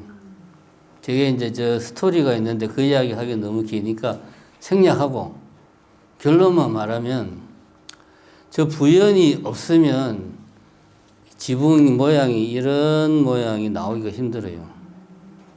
이게 석가래가 이렇게 쫙 있는데 부연을 여기다 이렇게 끼워 넣은 거예요. 이렇게. 그래서 지붕 모양이 자연스러운 한국적 지붕의 곡선이 나오는 거예요. 중국 애들은 이렇게 생겼잖아요. 일본 애들은 이렇게 생겼고 우리는 자연스럽게 요게 부연이 그 역할을 해주는 겁니다. 요게 중요하다. 부연. 부연을 최초로 쓴 최초로 부연을 사용한 곳이 역시 전라도에 있습니다. 도갑사. 도갑사가 어디 있죠? 예, 영암도가. 물론 지금 건물에 썼다는 게 아니고 옛날에. 지금은 뭐 완전히 건물이 아주 새 건물이던데 보니까. 그러니까 이 부연이 엄청나게 한국적 아름다움을 만들어내는데 큰 역할을 한다. 그 정도. 예. 근데 우리가 이제 건축을 할 거면 이런 이름을 잘 알아야 되는데 우리는 그게 아니고 포인트만 대충 알고 넘어가면 됩니다. 자, 이렇게 이제 건물을 사찰의 건물들을 이제 어떻게 유형을 나누고 중요한 그 부위의 이름이 어떤가를 알아봤고 이제 지금부터는 그 사찰 각 뭐 일주문, 뭐 사천왕문 이런 것들의 디테일한 부분을 이야기하도록 하겠습니다. 여기 이제 아까 했죠. 산치대탑 앞에 있는 거 요거를 아까 뭐라고 그랬죠? 토라나 이거 잘못 썼어요. 토나라가 아니고 토라나. 요거하고 홍살문 비슷하죠. 요것도 같은 토라나고 요거는 이제 산문. 요 산문은 이제 중국에서 출발한 건데 우리나라도 보면 산문이 있어요.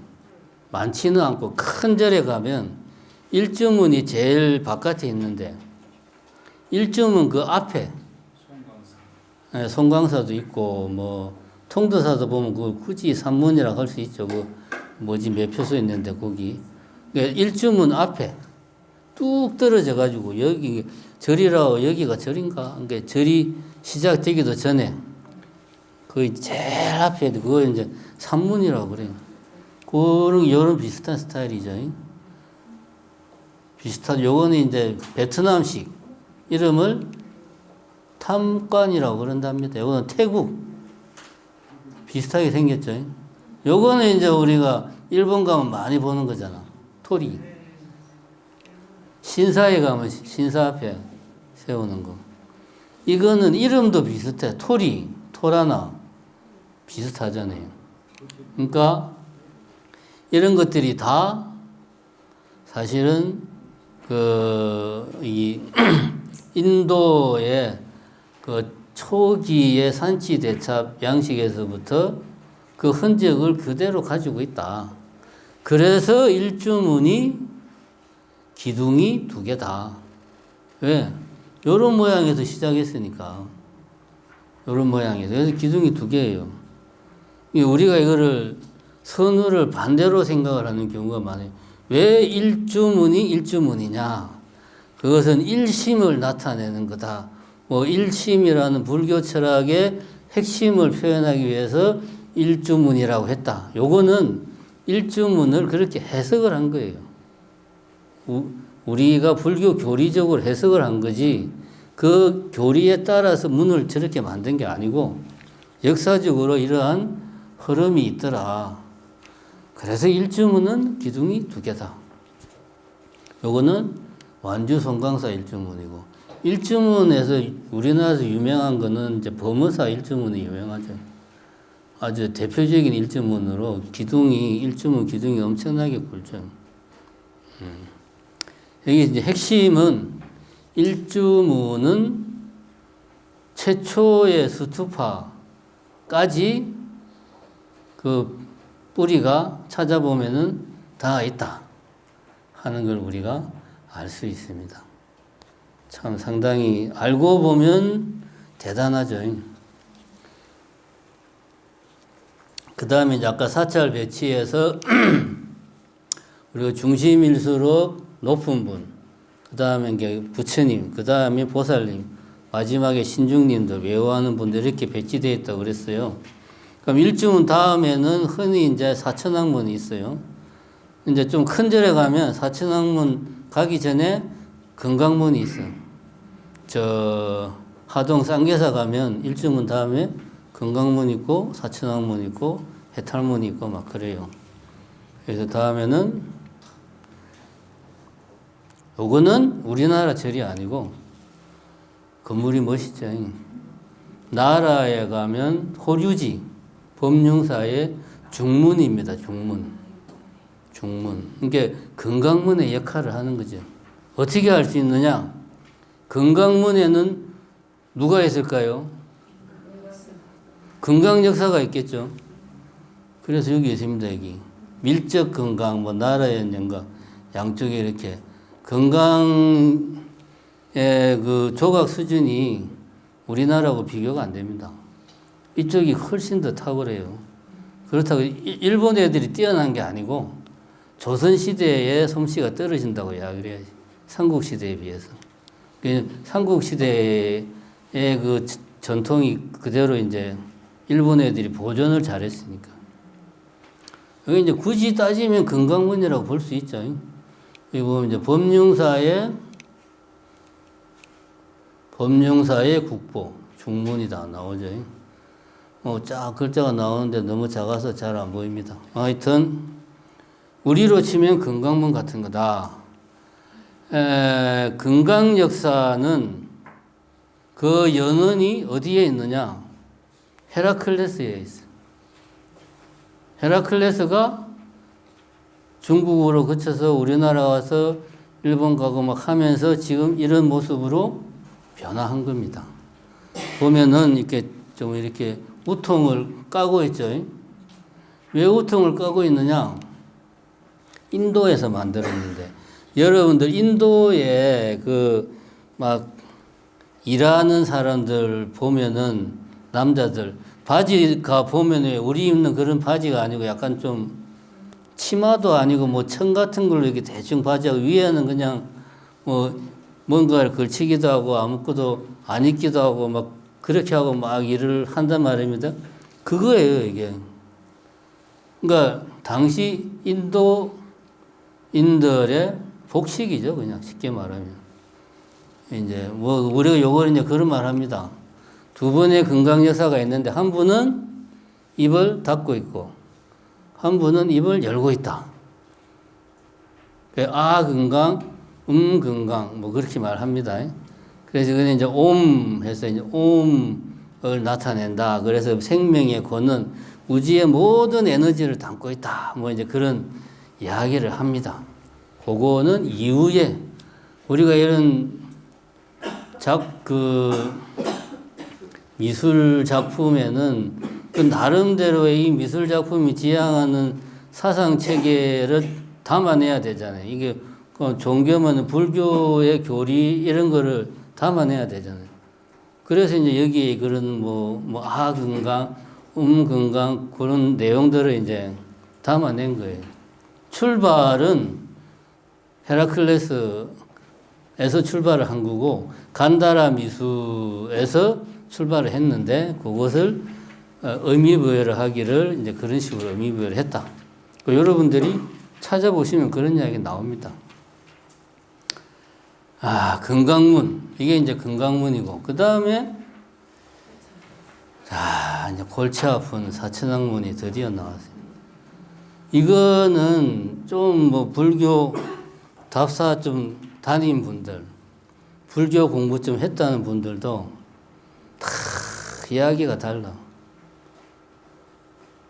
이게 이렇게 배치한 게 맞느냐? 맞다, 틀리다, 이거는 잘못됐다, 이거는 표식을 잘못해놨다.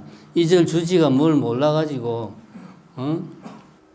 북방 당문천왕을 동방 지국천왕으로 잘못 붙여놨다. 이렇게 그냥 다 오만 이야기들이 다 나오는 데가 사천왕문이에요. 사실은 정심사 사천왕문에 있는 사천왕님들도 오만 이야기가 많습니다. 위치가 틀렸다, 이름이 틀렸다, 어쩌고 저쩌고 사실 저도 잘 모르겠어요. 그만큼 사천왕문에 대해서는 많은 이야기가 있습니다. 오늘 그거를 최대한 정리를 해보게요. 자, 이제 요거는 보림사 사천왕인데, 자, 우리가 이제 건강문을 지나서요. 일주문을 지나서 건강문을 지나가지고, 그러니까 건강역사. 사천왕은 왕이잖아, 왕. 건강역사는 그냥 힘이 센 장사, 그러니까 누가 더 급이 높아요? 사천왕이 더 높으니까 더 안쪽에 있는 겁니다. 사천왕문. 이제 사천왕문에 도달했어요. 이 보림사 사천왕문이 사천왕이 아주 이게 보물입니다. 보물이고 우리나라 조선시대 사천왕의 거의 뭐 어떤 전형이다, 표본이다. 그렇게 이야기를 합니다. 아주 초기에 조선시대 상당히 빨리 만들어진 거고, 보존 상태가 좋고, 그리고 거의 대부분이 이제 이걸 많이 참고를 했다고 그래요. 그래서 보물입니다. 자, 우선 요거는 이제 각각이 뭔지는 좀 이따 이야기하고,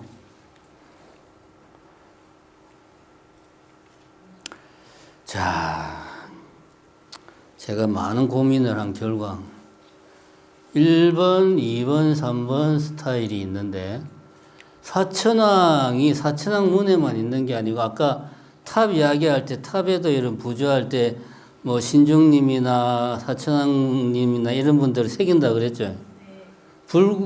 석굴암에 가면 사천왕이 있어요. 석굴암.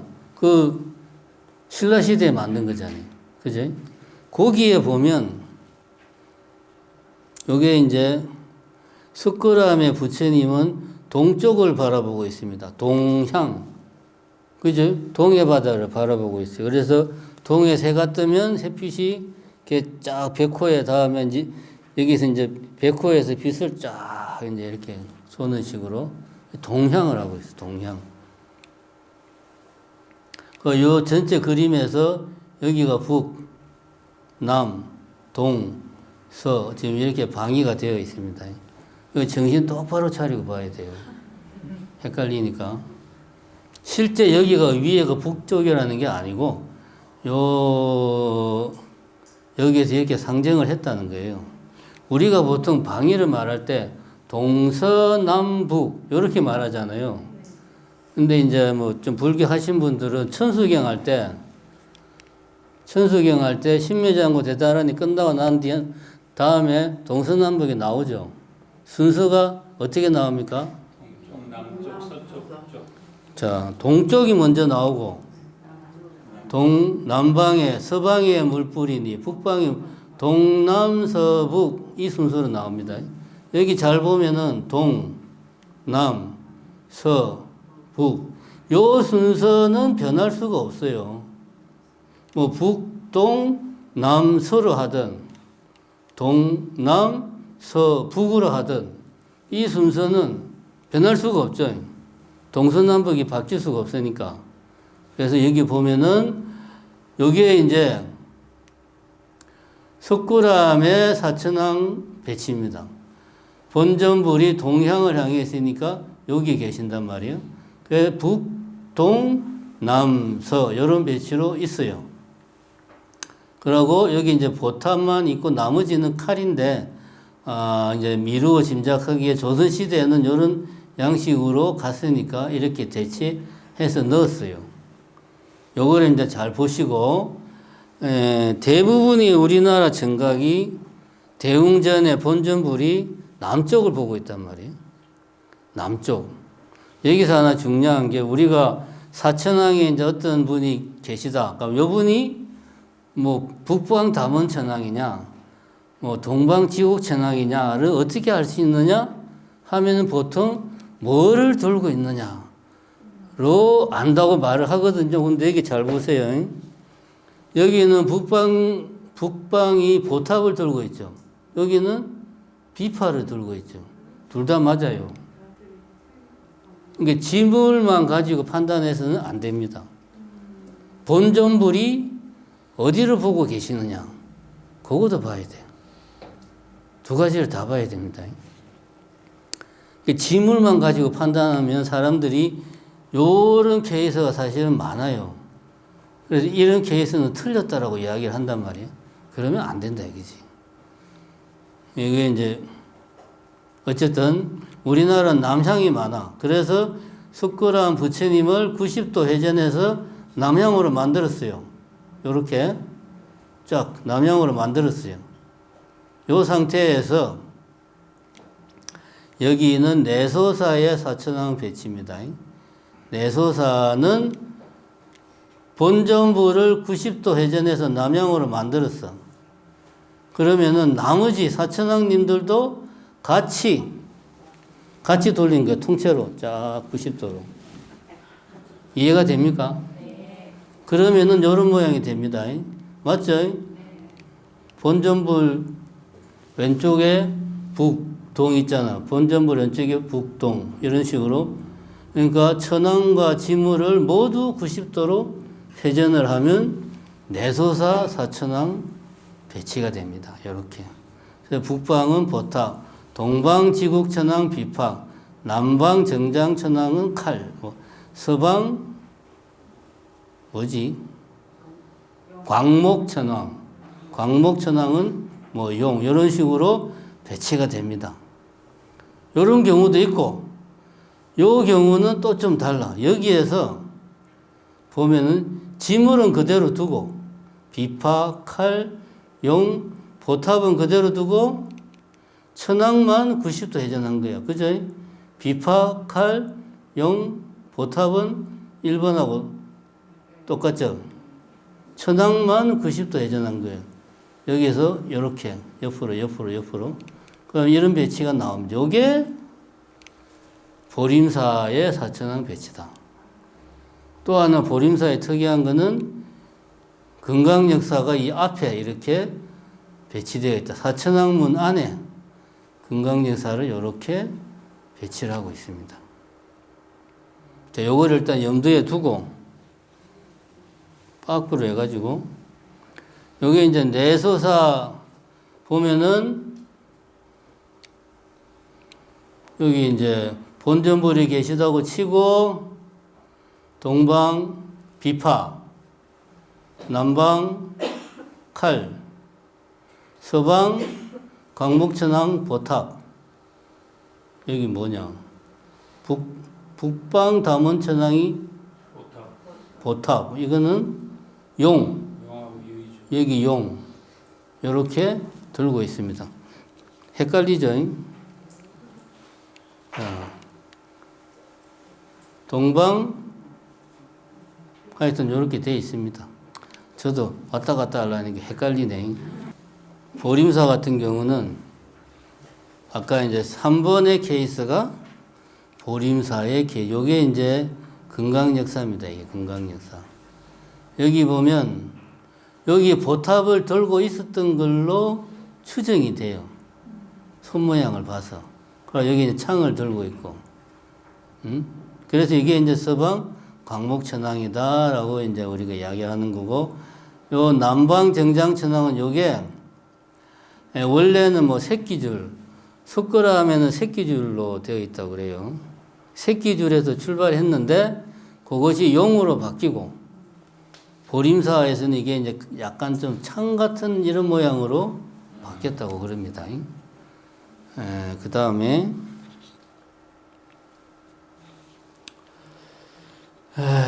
이제 북방 담원천왕은 비파를 들고 있고, 여기 이제 동방 지국천왕은 칼을 들고 있고, 칼을 들고 이렇게 다른 손으로 칼을 쥐고 있는 이런 식으로 이제 하고 있는 게, 여기 이제 우리가 흔히 많이 보는 스타일. 흔히 많이 보는 스타일. 헷갈리죠? 저도 말을 하면서도 헷갈립니다. 며칠을 봤는데도 헷갈리니. 다시 바꾸 해가지고, 자, 요것만 잘 배우면 됩니다. 여기에서부터 회전을 해서 이렇게 해서 주로 조선시대는 이런 배치를 많이 쓰더라. 그래서 북동남서 이렇게 본전부를 기준으로 해서 이렇게 시계 방향으로 돌아가면서 배치를 했다. 북동남서, 북방 비파, 뭐 동칼, 남용, 서보탑 이런 식으로 배치를 했다. 요거를 잘 기억을 해주시고, 심화학습 문제가 있는데 정심사 사천왕문에 틀린 부분이 어딘가를 맞추는 게 심화학습을 하려고 했는데 너무 어려운 문제니까 그거는 생략하겠습니다. 어쨌든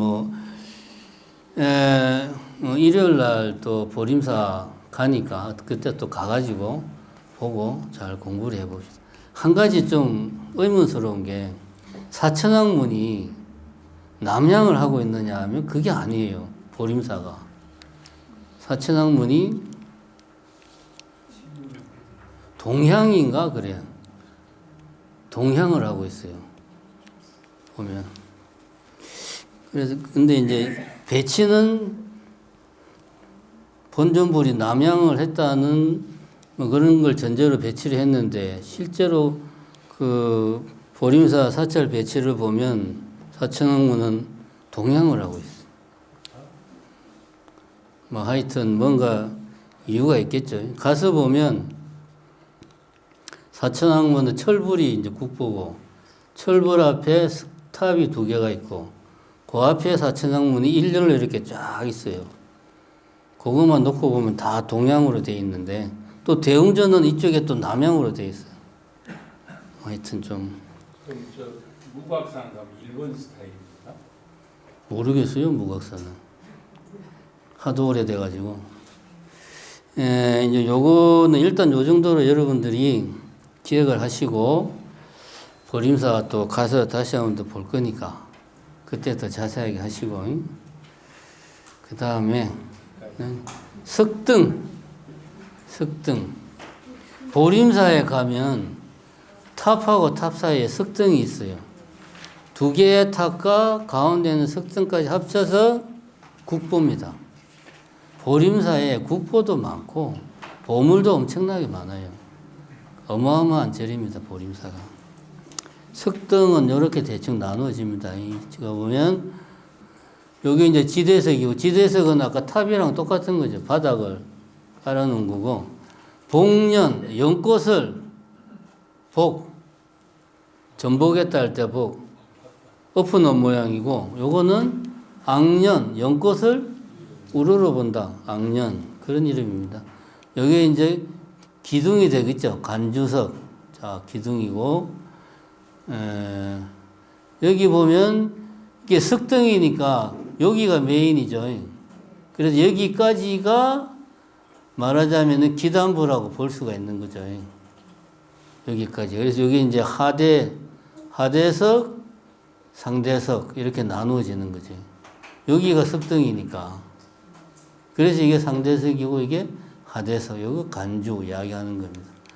여기서 이제 요 안에 이제 불이 이제 켜지면 밤에 이제 불빛이 쫙 밖으로 나가겠죠.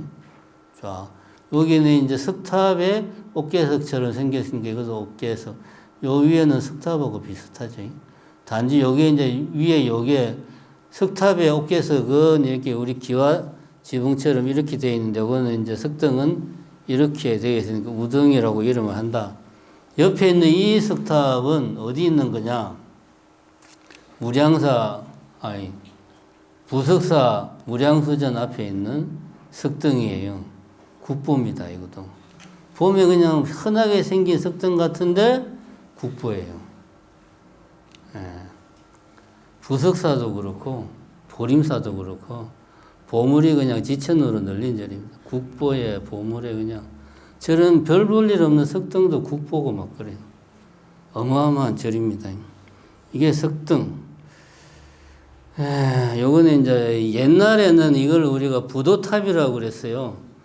스님의 사리를 모신 부도라고 그랬는데 요즘은 성탑이라고 그래요. 스님의 스투파, 탑, 승탑으로 요즘은 이름을 통일했어요. 요거는 쌍봉사에 있는 무슨 국사? 철강국사. 이것도 국보입니다. 이거 그냥 한눈에 봐도 조각이 어마어마하죠. 이런 거 보면 돌로 새겼는데도 어마어마합니다. 이렇게 보면 이렇게 뭐 막 새겨져 있고 막 대단한 솜씨로 되어 있습니다. 이것도 이제 생긴 구성은 비슷하죠. 바닥에 지대석이 있고 여기 이제 기단이 뭐 대충 여기까지가 기단이겠죠. 맞나? 여기까지가 기단이네. 상대석. 하대, 중대, 상대.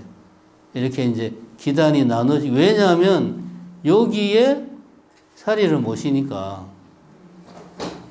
여기에 사리를 모시니까 여기까지가 기단이라는 거죠. 요거는 이제 여기가 지대석이고 이게 기단이고 그렇게 되는 거죠. 그리고 여기에 이제 사리가 들어가 있는 거죠. 탑신석이라고 되어 있죠. 요거는 이제 옥재석 같은 이름이죠. 이름은 비슷합니다. 여기 이제 이거는 이제 승탑이라고 말을 합니다. 승탑. 요거는 이제 쌍봉사 철강국사 탑이고 여기 이제 보면은 요 왼쪽 그림하고 다른 게 위에 상륜부가 없죠. 여기도 상륜부라고 그러나? 예, 상륜부. 여기 이제 상륜부가 어디론가 사라졌습니다. 요거까지 있으면 정말 아주 멋있을 건데.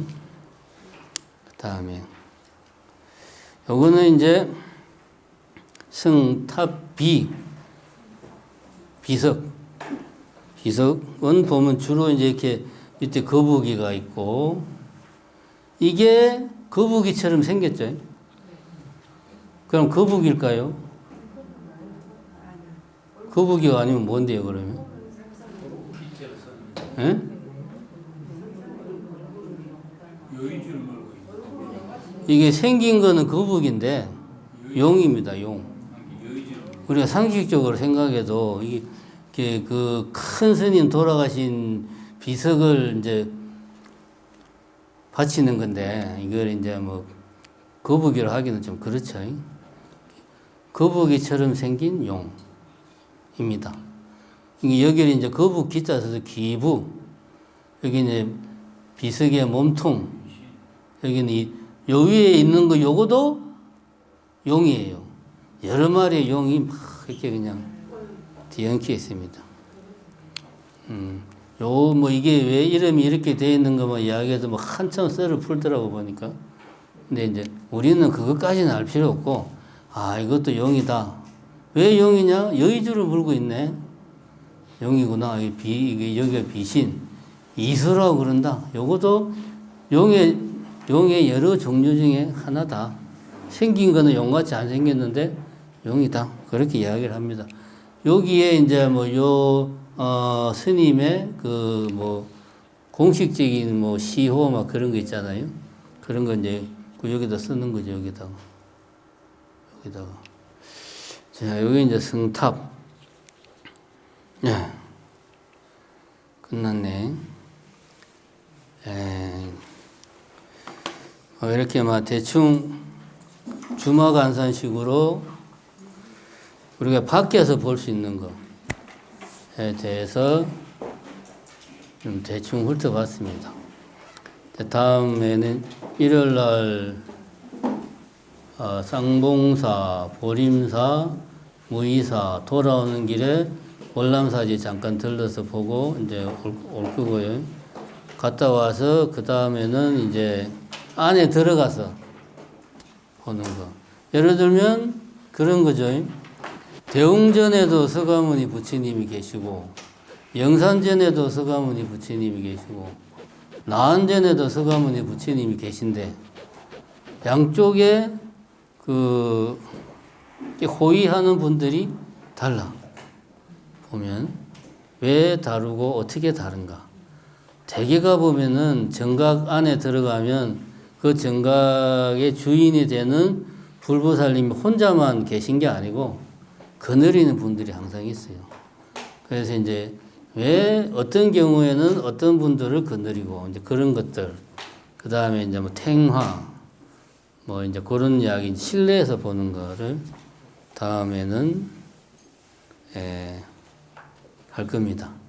질문, 그거 참 기둥, 그 아까 기둥 옆에 있는 거 그걸 뭐라 그러냐면.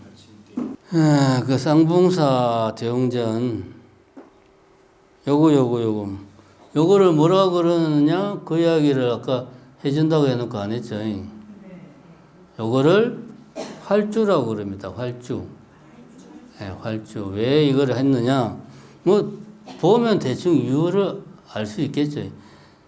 춘혈을 뺐는데 멋있게 뺐는데 이게 처질 것 같아. 불안하니까 기둥을 하나 세워놓은 거예요. 이게 이제 고려 시대까지는 이런 양식이 없고 조선 시대에 들어오면 이제 이런 게 왕왕 보입니다. 보면 이 다폭의 양식 팔짝 지붕을 화려하게 만들면 활주를 한 경우가 좀 있습니다. 송강산은 보면 응진정 같은 경우도 이제 활주를 했죠. 여기 활주라고 그래, 활주. 살리는 기둥, 뭐 이제 집의 그 추녀의 곡선을 잘 살리는 기둥이다. 그래서 아마 활주라고 하지 않았을까? 자, 질문을 하시죠. 예. 저는 그렇게 이렇게 알고 있었는데요. 예. 일본이 저희 예. 한국에서 넘어갔다고 생각해요. 그렇게 저는 기억을 하고 있는데요. 예.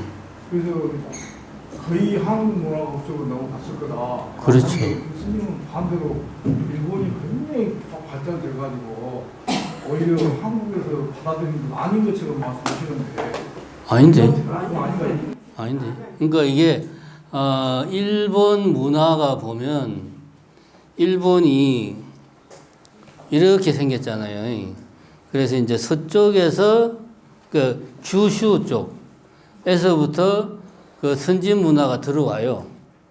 그 전부 다 백제 뭐 신라만 온 게 아니고 고구려도 이제 오고 중국 애들도 왔다고 그래요. 근데 주로 백제가 일본에 대한 좀 많은 영향력을 발휘해 가지고 심지어는 백제가 이제 멸망을 600 몇 년도에 이제 멸망을 했는데 그게 이제 그 유명한 백강 전투라는 걸 해요.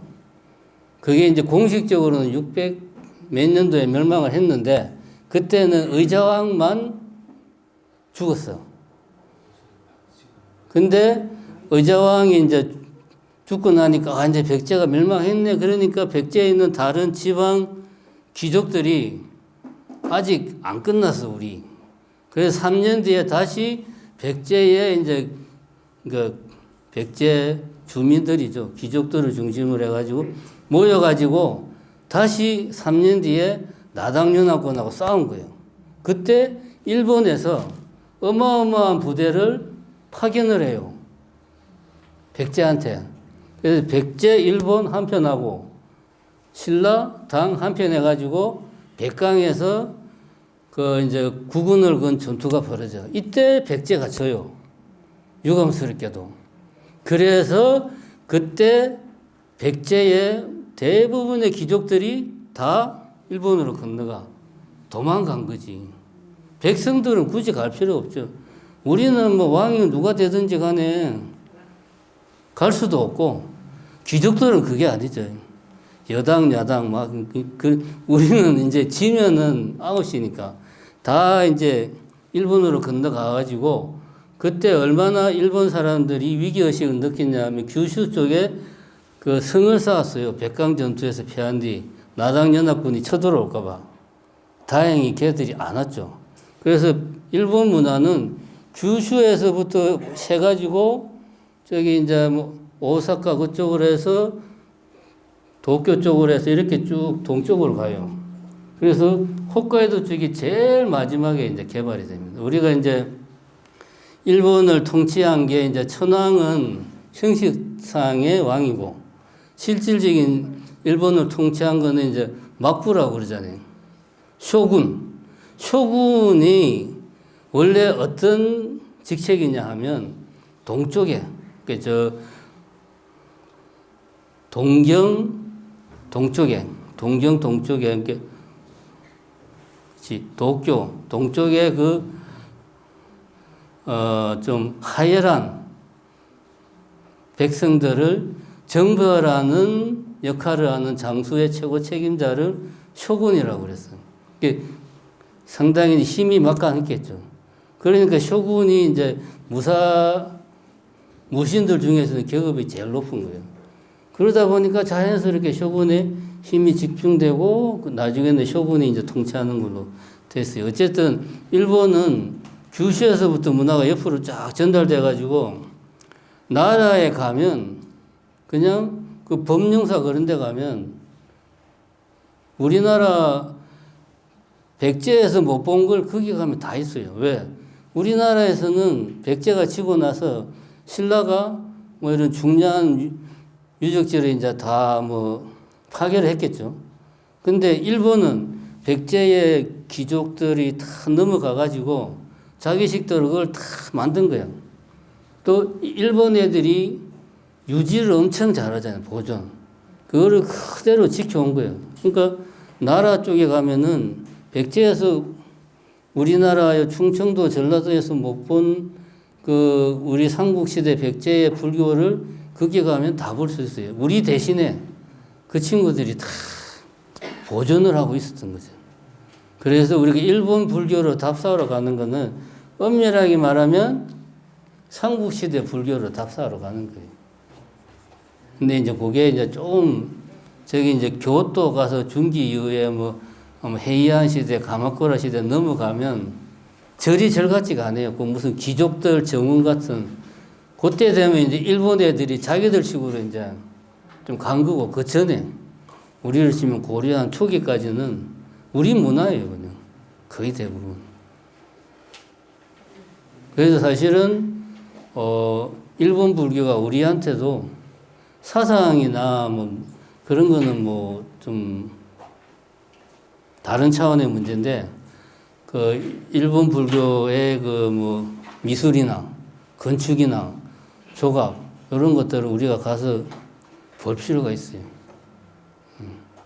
참고로 하나만 더 이야기하면 일본에 가면은 백제관음상이라고 하는 국보 중에 어마어마한 국보가 있거든.